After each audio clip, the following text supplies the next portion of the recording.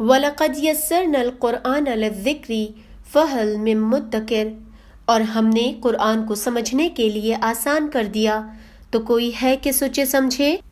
السلام علیکم ورحمۃ اللہ وبرکاتہ۔ اعوذ باللہ من الشیطان الرجیم، بسم اللہ الرحمن الرحیم۔ قال رب اشرح لي صدري ويسر لي امري واحلل عقدة من لساني يفقهوا قولي رب زدنی علما۔ آج ہم سورہ بقرہ کا رکوع نمبر 10 کا ترجمہ اور اس کی تفسیر کریں گے، verse number 83 to verse number 86۔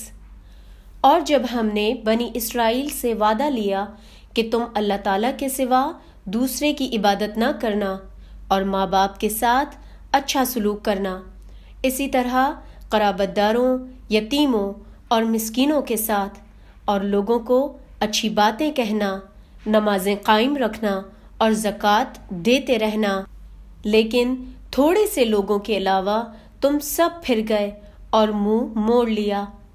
اور جب ہم نے تم سے وعدہ لیا کہ آپس میں خون نہ بہانا، قتل نہ کرنا اور نہ آپس والوں کو جلاوطن نہ کرنا، تم نے اقرار کیا اور تم اس کے شاہد بنے، لیکن پھر بھی تم نے آپس میں قتل کیا اور آپس کے ایک فرقے کو جلاوطن بھی کیا، اور گناہ اور زیادتی کے کاموں میں ان کے خلاف دوسروں کی طرفداری کی۔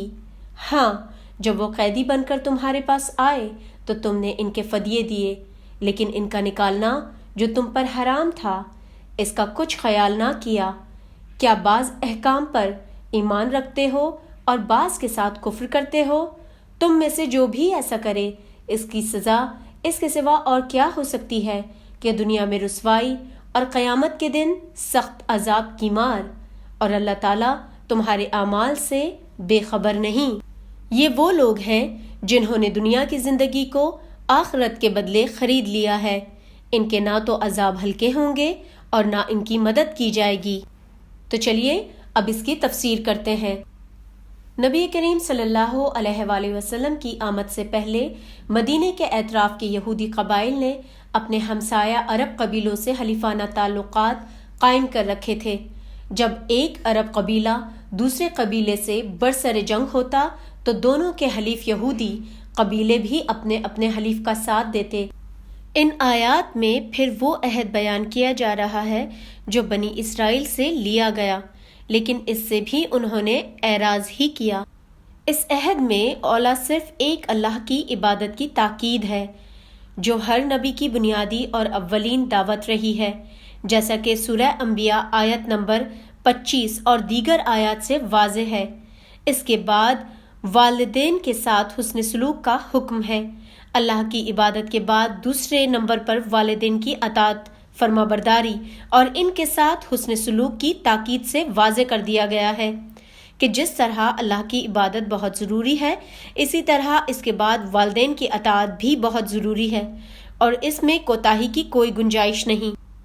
قرآن میں متعدد مقامات پر اللہ تبارک و تعالیٰ نے اپنے عبادت کے بعد دوسرے نمبر پر والدین کی اطاعت کا ذکر کر کے اس کی اہمیت کو واضح کر دیا ہے۔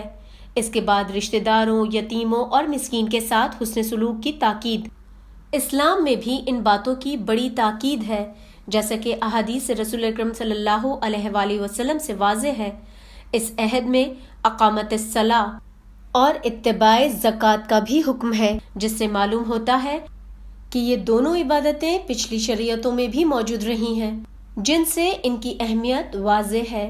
اسلام میں بھی یہ دونوں عبادتیں نہایت اہم ہیں، حتیٰ کہ ان میں سے کسی ایک کے انکار یا اس سے اعراض کو کفر کے مترادف سمجھا گیا ہے۔ نبی کریم صلی اللہ علیہ وآلہ وسلم کے زمانے میں انصار، جو اسلام سے قبل مشرک تھے، ان کے دو قبیلے تھے، اوس اور خزرج۔ ان کی آپس میں آئے دن جنگ رہتی تھی۔ اسی طرح یہودی مدینے کے 3 قبیلے تھے، بنو قینقاع، بنو نذیر اور بنو قریظہ۔ یہ بھی آپس میں لڑتے رہتے تھے۔ بنو قریظہ اوس کے حلیف ساتھی اور بنو قینقاع اور بنو نذیر خزرج کے حلیف تھے۔ جنگ میں یہ اپنے اپنے ساتھیوں کی مدد کرتے اور اپنے ہی ہم مذہب یہودیوں کو قتل کرتے، ان کے گھروں کو لوٹتے اور انہیں جلا وطن کر دیتے۔ تورات کے مطابق ایسا کرنا ان کے لیے حرام تھا، لیکن پھر انہی یہودیوں کو جب وہ مغلوب ہونے کی وجہ سے قیدی بن جاتے تو فدیہ دے کر چھڑاتے اور کہتے کہ ہمیں تورات میں یہی حکم دیا گیا ہے۔ ان آیات میں یہودیوں کی اسی کردار کو بیان کیا گیا ہے کہ انہوں نے شریعت کو موم کی ناک بنا لیا تھا، بعض چیزوں پر ایمان لاتے اور بعض کو ترک کر دیتے، کسی حکم پر عمل کر لیتے اور کسی وقت شریعت کے حکم کو کوئی اہمیت ہی نہ دیتے۔ قتل، اخراج اور ایک دوسرے کے خلاف مدد کرنا ان کی شریعت میں بھی حرام تھا۔ ان امور کا تو انہوں نے ارتکاب کیا اور فدیہ دے کر چھڑا لینے کا جو حکم تھا اس پر عمل کر لیا، حالانکہ اگر پہلے 3 امور کا وہ لحاظ رکھتے تو فدیہ دے کر چھڑانے کی نوبت ہی نہ آتی۔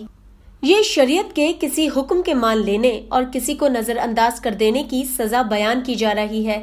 اس کی سزا دنیا میں عزت و سرفرازی کی جگہ جو مکمل شریعت پر عمل کرنے کا نتیجہ ہے، ذلت و رسوائی اور آخرت میں ابدی نعمتوں کے بجائے سخت عذاب ہے۔